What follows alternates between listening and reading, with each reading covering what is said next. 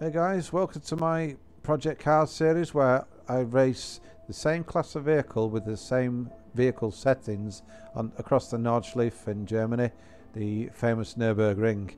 Now today it's the turn of the SLS AMG GT3, the Mercedes.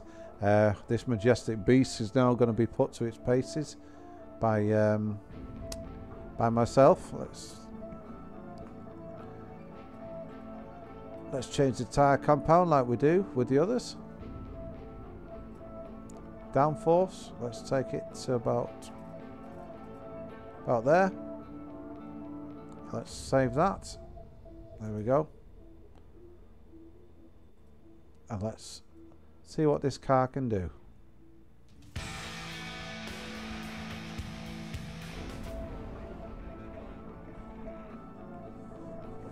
Hope you're enjoying this series. It has to be the same course just to give you an accurate performance level of all the cars I'm featuring. In this case, the GT3s. Starting in the same place on the grid each time.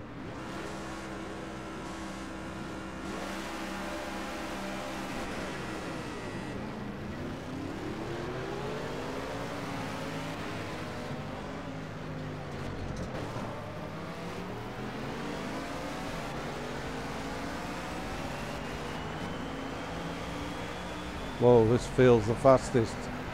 I might be wrong, but it does feel very quick.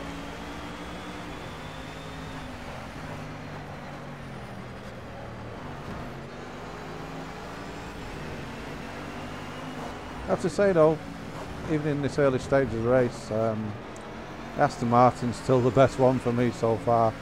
But let's see how this performs, in the latter parts of this track.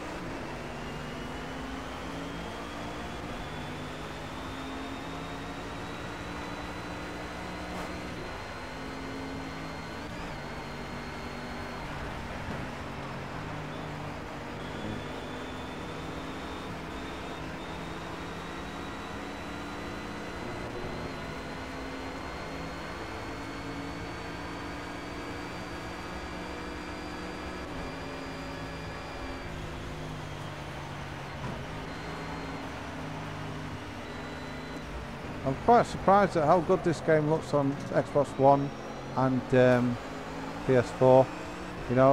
Just goes to show you can make a very varied race game at 60 FPS on the current generation consoles.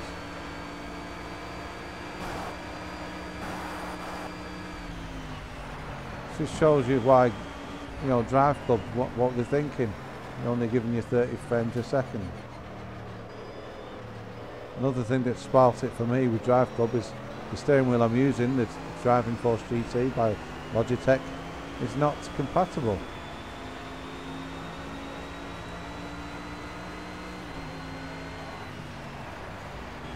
Like on 2 o'clock in the morning on a Saturday morning, I just don't get tired of this game. It's absolutely awesome. The GT cars don't handle as well and not as fast as the LMPs, but they've got a special something about them. Now this car, I think this is going to be the fastest of the GTs fastest of the GTs that I've reviewed so far. But I'm not driving it so well at this moment in time.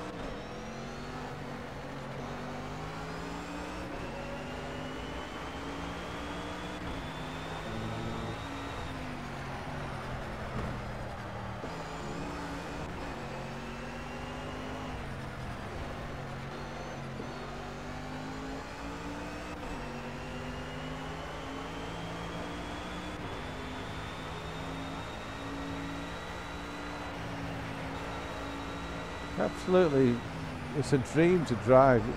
All these GT cars are fantastic to drive. If you tinker about with them a little bit, you can go crazy and tinker about with all sorts of things. You probably will improve its performance by going deeper into it, but I don't see the point really. With the amount of difference I can feel just by increasing the downforce at the front of the car is incredible. You get away with a lot more going around the bend.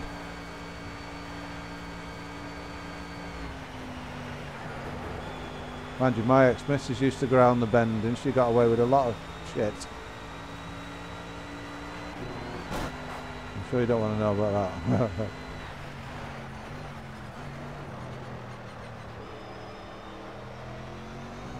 You can hear the power in the engine of this car. It gives me an impression it's a monster under that hood, you know, in comparison with other cars in the same class.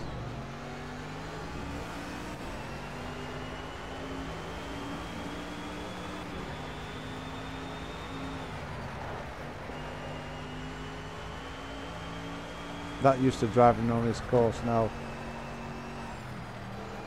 once you know a course like the back of your hand, you know, that's when you really start to enjoy it.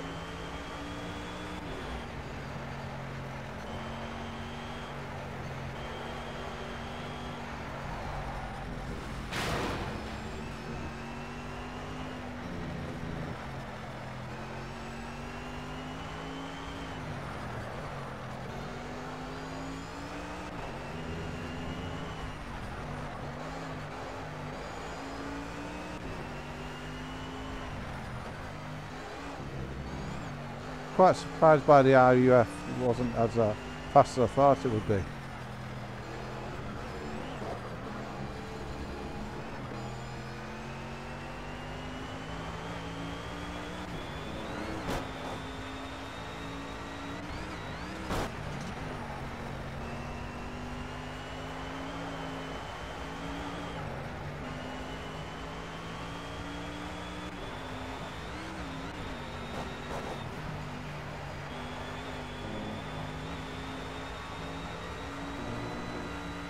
When you know each section so well, you know that the course doesn't seem to be as long.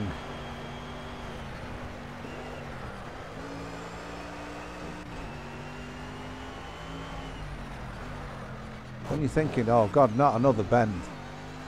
When's this course going to end? You know, when you know the course, you only expect what comes at you.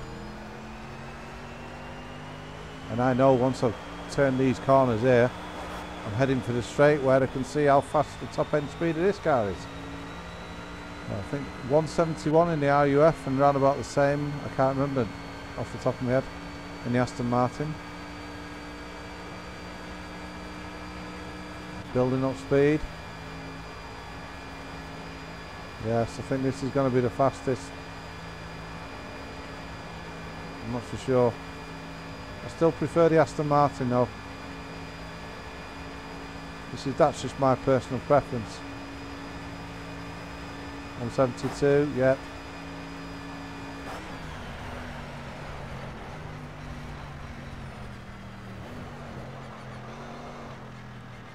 And they come home in first place of the last race, or second, of pips at the post.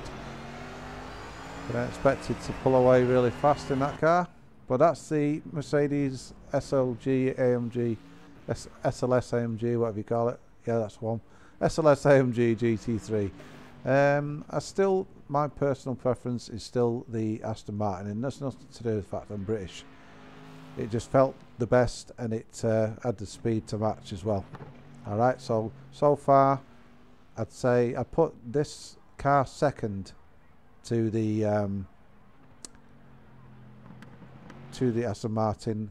Third place so far, I'd put the BMW M3 GT, and fourth the RUF. Just give the cars a try yourself and let me know if you agree with me or you think I'm talking bollocks. Thanks for watching.